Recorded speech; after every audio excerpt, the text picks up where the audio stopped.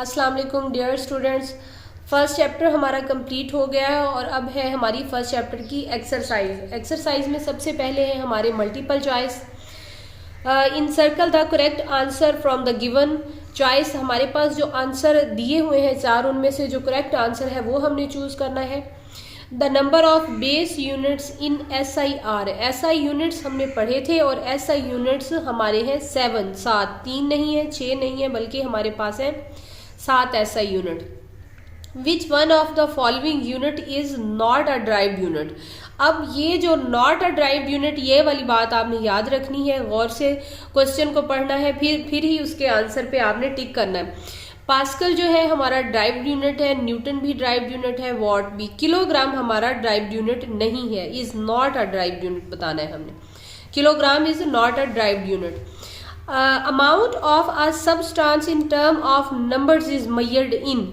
Substance को हम कैसे मेजर करते हैं? मोल में, ग्राम में नहीं, किलोग्राम में नहीं, न्यूटन नहीं, बल्कि मोल में हम मेजर करते हैं। An interval of 200 mu second is equivalent to. किसके इक्वल होता है हमारा? 200 म्यू सेकेंड। 0 सेकंड। म्यू का हमें पता है कि म्यू की वैल्यू जो है 10⁻⁻6 के बराबर होती है। तो यहाँ पे आपने फौरन 10⁻⁻6 पे आंसर को करेक्ट नहीं करना, निशान नहीं लगाना, बल्कि आपने देखना है कि ये जो 2 उसने लिखा है वो 7 सिर्फ 2 है, नॉट 200। अगर हम इसको सॉल्व करेंगे इस तरह कि इसको भी 10 की पावर बना देंगे तो दोनों पावर्स आपस में ऐड हो जाएंगी और ये -4 के इक्वल हो जाएगा। तो हमारा आंसर जो है वो है C, 2 × 10⁻⁻4 सेकेंड। म्यू क्योंकि 6 के बराबर है तो फौरन ही इस पे 6 पे निशान नहीं लगाना, बल्कि हमने देखना है कि जो साथ उसके 2 लगा हुआ है इसके साथ 2 zeros नहीं है, 100 नहीं है, बल्कि सिर्फ 2 है। तो ये आंसर नहीं है, हमारा है answer C। Which one of the following is the smallest quantity? In quantities में से कौन सी क्वांटिटी स्मॉलेस्ट है? 0.01 ग्राम टू मिलीग्राम। अब ग्राम से छोटा है मिलीग्राम और मिलीग्राम से छोटा है म्यू, क्योंकि म्यू 10⁻⁻6 के बराबर होता है, 100 म्यू ग्राम। और उसके बाद डी है हमारे पास 5000 नैनोग्राम। तो नैनोग्राम जो है वो म्यू से छोटा है, 10⁻⁹ के बराबर होता है ये। अगर हम इसको सॉल्व भी कर लें जिस तरह हमने ये ऊपर वाला सॉल्व किया है, तब भी नैनोग्राम जो है वो छोटा ही रहेगा। विच, तो हमारा आंसर है D. Which instrument is most suitable to measure the internal diameter of a test tube. तो टेस्ट ट्यूब का इंटरनल डायमीटर मालूम कैसे करना था? ये जब हमने वर्नियर कैलिपर वाला टॉपिक पढ़ा था तो मैंने आपको इंटरनल डायमीटर मालूम करना भी बताया था। तो ये मीटर रूलर जो है वो तो लेंथ मेजर करने के लिए इस्तेमाल होगा, वर्नियर कैलिपर डायमीटर इस्तेमाल करने के लिए और स्मॉल लेंथ मेजर करने के लिए भी इस्तेमाल होता है। तो हमारा आंसर है बी। मेजरिंग टेप इसके लिए नहीं इस्तेमाल होगी। सिक्रियो गेज जो है वो इंटरनल डायमीटर मालूम करने के लिए नहीं इस्तेमाल होता, एक्सटर्नल डायमीटर मालूम करने के लिए इस्तेमाल होता है।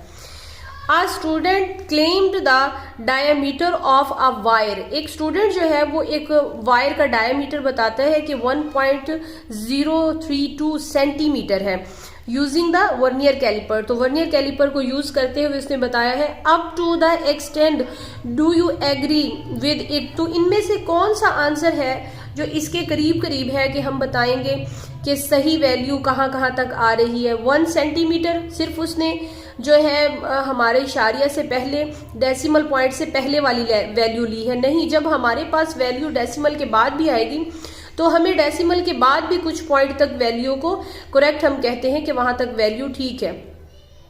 1.0 सेंटीमीटर ये भी सही नहीं, क्योंकि 2 वैल्यूज हमारे पास ठीक होंगी जो हमने वैल्यू जो है काउंट की है, मेजर की है। 1.03 सेंटीमीटर ये तो हमारी कंप्लीट वैल्यू थी, कंप्लीट को तो हम नहीं लेंगे क्योंकि उसने कहा है कि कौन सी वैल्यू हम सही कह सकते हैं कि यहाँ तक वैल्यू सही है, तो ये तो कंप्लीट वैल्यू होगी, डी को हम नहीं कह सकते। तो हमारे पास जो आंसर है वो है सी, क्योंकि हमने 2 पॉइंट्स तक डेसिमल पॉइंट के बाद 2 वैल्यूज जो है आगे हमने कह दिया कि 2 वैल्यूज करेक्ट हैं। तो 1.03 सेंटीमीटर जो है हमारा आंसर है। अब measuring cylinder is use to measure. Measuring cylinder को किस लिए इस्तेमाल किया जाता है? मास मालूम करने के लिए नहीं, एरिया मालूम करने के लिए नो, वॉल्यूम मालूम करने के लिए, और लेवल ऑफ लिक्विड। तो लेवल ऑफ लिक्विड तो जब हम मेजर कर रहे होते हैं तब आता है कि इसका ये लेवल है, लेकिन हम एक्चुअली उसका वॉल्यूम मेजर कर रहे होते हैं जो भी हमारे पास लिक्विड होता है। A student noted thickness of a glass sheet using the screw gauge। कोई स्टूडेंट है, उसने ग्लास शीट की जो है वो थिकनेस मेजर की है। On the main scale reading 3 divisions, main scale पे जो रीडिंग्स हैं वो है 3, while the divisions on the circular scale coincide, जो कि आपस में एक दूसरे पे कोइंसाइड कर रही हैं विद द इंडेक्स लाइन, वो है 8th डिवीजन जो है वो सर्कुलर स्केल की आपस में एक दूसरे से मिल रही हैं with the index line it's thickness. तो इसकी थिकनेस क्या होगी?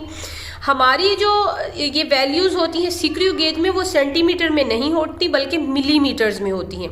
तो मिलीमीटर्स में 3.08 मिलीमीटर जो है वो हमारा आंसर होगा। 3.8 मिलीमीटर नहीं, क्योंकि 0 हमने साथ उसके इसलिए लगाया है क्योंकि कि मिलीमीटर्स में हम आंसर ले रहे हैं। 3 तो हमारा करेक्ट आंसर है क्योंकि ये हमारी रीडिंग जो थी वो मेन स्केल की थी। तो उसके बाद वर्नियर स्केल की 0.8 मिलीमीटर्स जो है वो उसकी लेंथ होगी। तो ये हमारा है बी इसका आंसर। उसके बाद है significant figure in an expression are. Expression में सिग्निफिकेंट फिगर को हम कैसे बताते हैं कि ये जो है हमारा सिग्निफिकेंट फिगर है। All digits no, all digits को हम सिग्निफिकेंट फिगर नहीं कहते। All the correctly known digits, सिर्फ करेक्टली नोन डिजिट्स को हम सिग्निफिकेंट फिगर नहीं कहते। All the correctly known digits at the first doubtful digits, तो पहले जो है हमारे करेक्टली नोन डिजिट्स और उसके बाद अगर हमारे डाउटफुल डिजिट्स भी हों तो उनको भी हम साथ ही काउंट कर लेते हैं कि ये हमारे सिग्निफिकेंट फिगर हैं। तो इसका आंसर है C. What is the difference between, ये हमारे थे मल्टीपल चॉइस, करेक्ट आंसर हमने जो चूज करने थे। इसके बाद है हमारे शॉर्ट क्वेश्चन, वो हम अगले लेक्चर में पढ़ेंगे। ये हमारा लेक्चर कंप्लीट हो गया, हमने मल्टीपल चॉइस कंप्लीट कर लिए हैं।